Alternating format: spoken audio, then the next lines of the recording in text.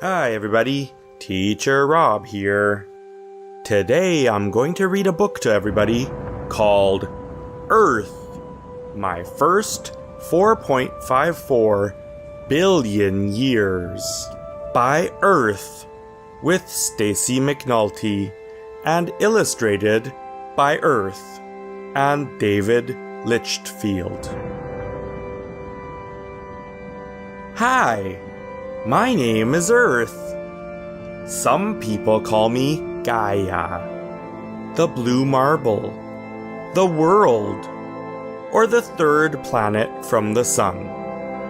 You can call me Planet Awesome. My family is really, really big.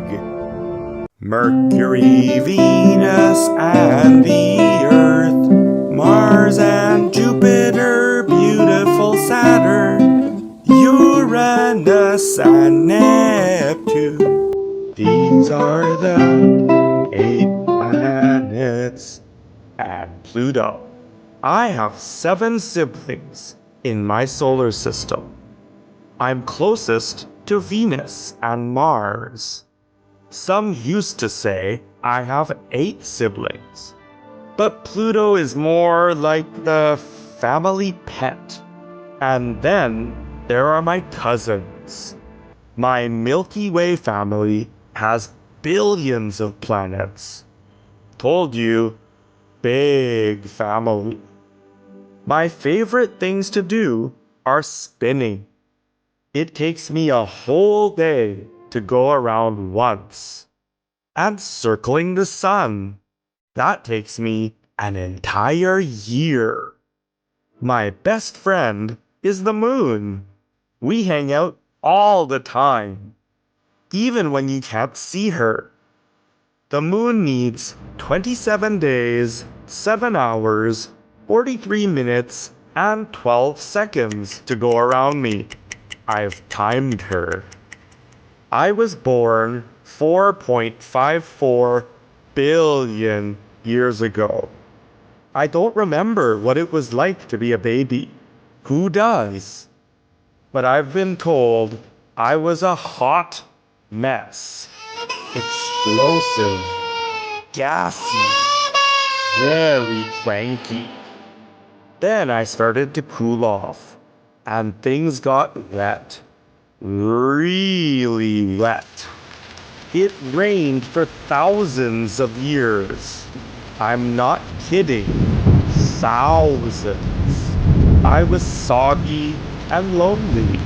A few islands popped up in my oceans, but no plants or animals. My islands must have been lonely too.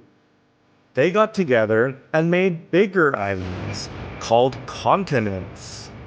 I remember and Luna, and the ginormous Pangaea. Then Pangaea split into 7 different continents. Asia, Africa, North and South America, Antarctica, Europe, and finally Australia, or Oceania. Things are always changing. As I got older, stuff began to grow. Almost half my life, you probably wouldn't even recognize me, though I've always been round. 2.4 billion years ago. Air. If anyone had been alive, they could finally take a breath. 470 million years ago. Plants that can live on land. 400 million years ago. And then came bugs. Bzzz. 240 million years ago. My first dinosaur. 210 million years ago. Yay for mammals! They're fuzzy and warm. 150 million years ago. Birds. Did you know they are relatives of dinosaurs? 130 million years ago. Flowers. I'm a very pretty planet. It's not bragging if it's true. 200,000 years ago. Homo sapiens. You humans have big brains and walk on 2 feet. The time of the dinosaurs was one of my favorites. I mean, everyone loves dinosaurs. They lived with me for 175 million years. Until... asteroid! It's not always easy being Earth. Volcanic eruptions, ice ages, major collisions. But on the inside, I'm the same. Planet awesome. I have a crust, a mantle, an outer core, and an inner core. Humans have been super fun. No other species has ever been interested in learning about me. Other animals are nice, but they mostly eat and poop and never wonder about my amazing life. But sometimes humans forget to share and play nice and clean up after themselves. Still, I bet you humans will turn out to do really great things. We all have to love our planet Earth. We only have one Earth, and we need to treat it with the same respect it treats us. Thanks for watching, everybody. See you next time.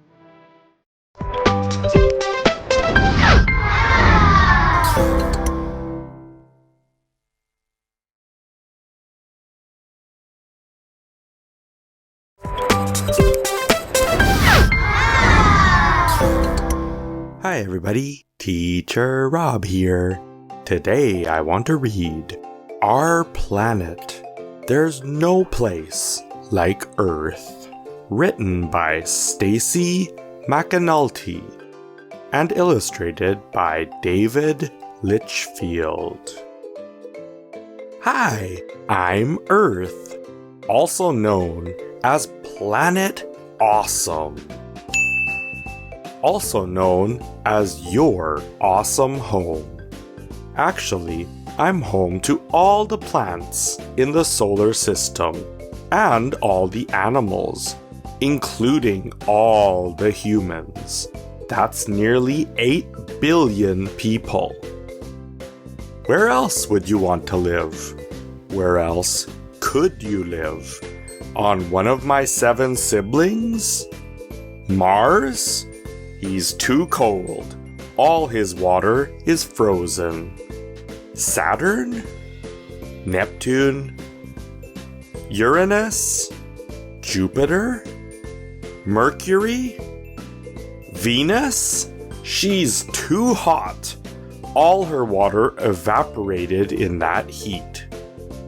Me, Earth, just right. My average temperature is 57 degrees Fahrenheit. Reasons I'm a perfect home planet, besides all my oxygen, water, and ice cream. My massive ocean absorbs extra heat, helps make oxygen, and is very pretty. Distance from the sun. An ideal 93 million miles in a zone that's not too hot and not too cold. And my atmosphere, a blanket of gases that wraps me and you in a gentle hug. Hugs are nice. Without my atmosphere, my climate would be wacky and not good for flora, that's plants, and fauna, that's animals like you. I'm Earth with your climate forecast. Climate, seasonal weather over a long time, like 30 years, and in a big region. Climate is not the same as weather. I'm Earth with your weather forecast. Weather, now or very soon, and in a specific place. When climate does change, it should be slow. Like 700 million years ago, when I was a giant snowball for a long time. Or 55 million years ago, when I was nearly ice-free for a long time. Crocodile-like creatures lived near the North Pole. But humans have accidentally moved my climate into the fast lane. I'm getting warm super quick. Uh-oh. It's because so many human things need energy. Energy to make them. Energy to move them. Energy to use them. Sometimes energy leads to dirty water, dirty land, and dirty air.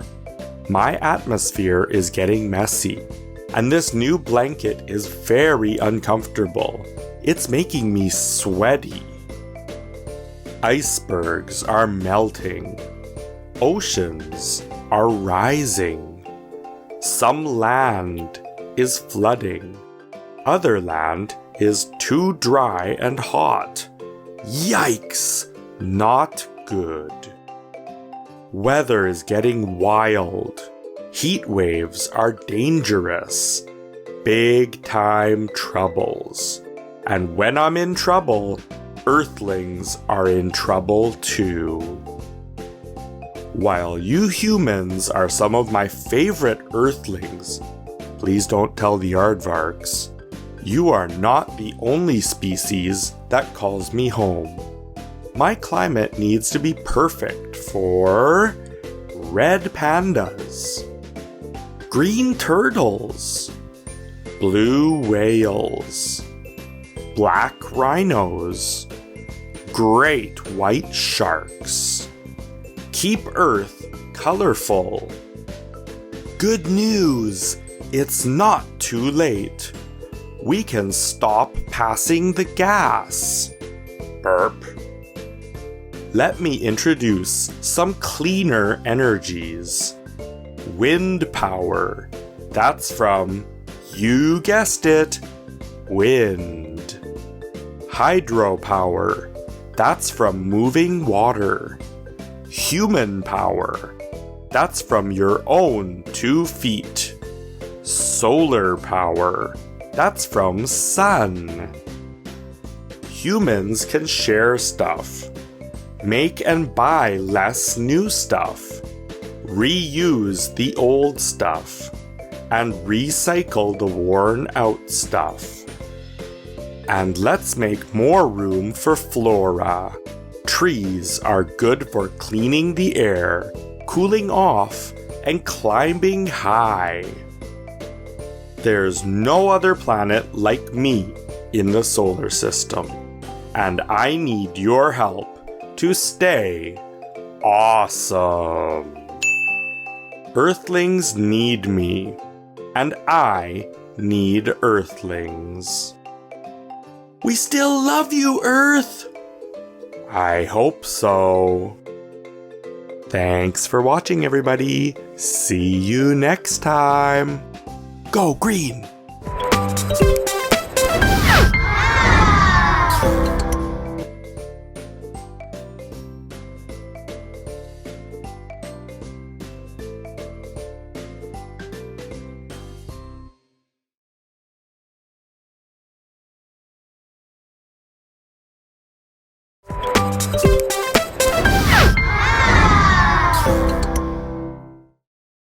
Hi everybody, Teacher Rob here. Today I want to read a story called The Earth Has Caught a Cold by Roxanne Marie Galliez and illustrated by Sandrine Lahome. The Earth Has Caught a Cold. This morning I heard it coughing. Its coughing fit made the ground shake.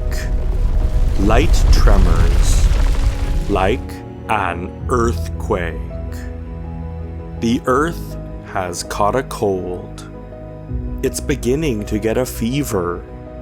Its head is already so hot. The temperature of the sea has risen by several degrees. The earth has caught a cold. Haven't you noticed? When it sneezes, the waves rise up and break. Huge waves that destroy houses. The earth is worried. It tries to hold in its sneezes by blocking its nose. But the itching tickles. Achoo!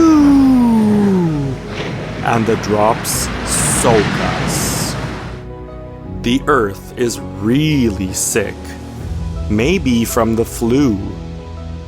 Maybe it's just a sore throat. Its throat burns, and outside it keeps getting warmer. It wouldn't be surprising if lava started to erupt. Someone has to say it. Mankind has gone too far. Pollution is never good. All this black smoke makes the earth very sad. It can no longer breathe.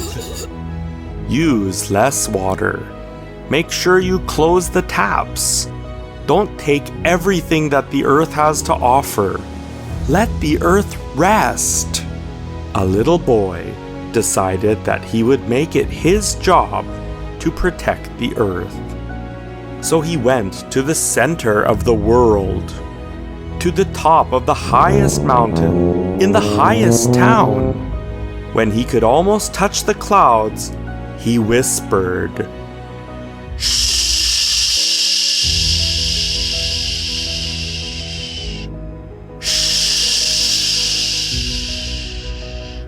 Then the clouds stopped trembling.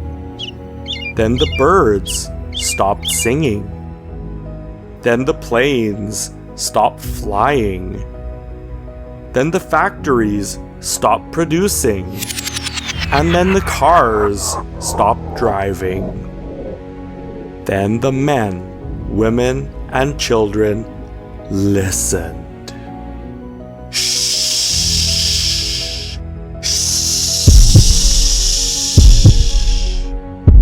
They heard a heart beating slowly and sniffling, gentle sniffling. It was the earth crying. So the men lay on the ground to comfort it, and the women held hands to lull it to sleep. And the children picked up all the pieces of paper that were flying around without making any noise. No noise at all. The little boy at the top of the highest mountain, in the highest town, caught a cloud. A huge cloud, the biggest and grayest cloud in the sky. And without hurting it, he squeezed it so that the rain would fall. And the rain fell, and the wind blew, and the water washed and cleaned everything. It was a wonderful moment because the sun shone, and a rainbow painted itself across the sky. It's never too late to start all over again. We all have to take care of this wonderful planet. We only have one chance here, and we need to do something to try to save it. Thanks for watching, everybody. See you next time.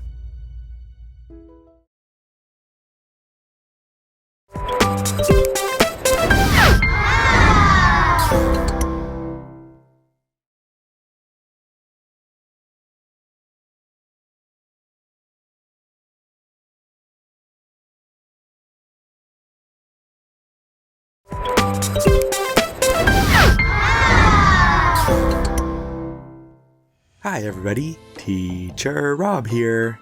Today let's read a book called How the Crayons Saved the Earth. Written by Monica Sweeney and illustrated by Wendy Leach. All across the earth, beauty spread far and wide. The sun and the clouds were old friends. The rain and the trees worked together. Sea turtles played by the beach, and whales jumped in the ocean.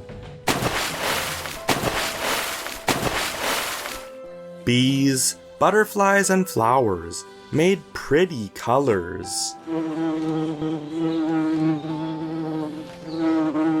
And rainbows danced across the sky.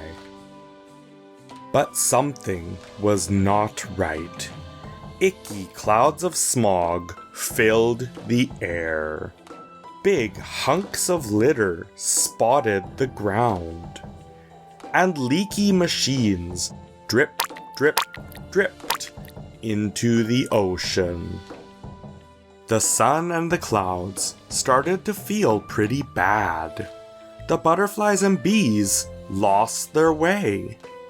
But at the end of a meadow, at the edge of a rainbow, and beneath a shady tree, a colorful box started to wobble. The box wiggled and jiggled, and finally burst open. Oh no! Yucky! Why is everything so smoggy? Gunky! Hey, who messed up the earth? But are there still cupcakes? And string cheese? The crayons looked high and low. There must be a reason the earth was so dirty. Oh no! Let me take a look. We've got this. Personal space. What's all that over there? The crayons scrambled together and looked off into the distance. Is that trash? And look at all those smelly clouds. Oh no! Junk was collecting everywhere. On the flowers, in the trees, in the ocean, near the bees. We have to do something. So the crayons got to work. They drew and drew. They scribbled over the muck in the ocean so the fish could keep on swimming. They colored along meadows, sunsets, and towns. They put color back on the earth where the dirt and smog had hidden it away. Ow! The crayons worked harder than they had ever worked before, cleaning up the earth wherever they went. After each try, scribble, scribble, scribble, the crayons were happy to see the world starting to look new again. But it wasn't enough. This isn't working. More pollution keeps coming. We need everyone to do something. What about them? Excuse us. Big ideas over here. The crayons spread the word in the only way they knew how. They colored here, they colored there, up, and all the way around. With all of the colors combined, they made the biggest, brightest, most beautiful sign they could make. Save the Earth. And people started to perk up and wondered how they could help. How spectacular! Wow! Let there be green. Let's work together. We should try. So the crayons did what they do best. They colored away. The others spread the word and suddenly everyone was doing their part. When we work together, we can always help the Earth. Way up high, the sun and the clouds smiled at the world below, and rainbows danced across the sky. We can save the Earth, but it'll take all of us working together. Thanks for watching, everybody. See you next time.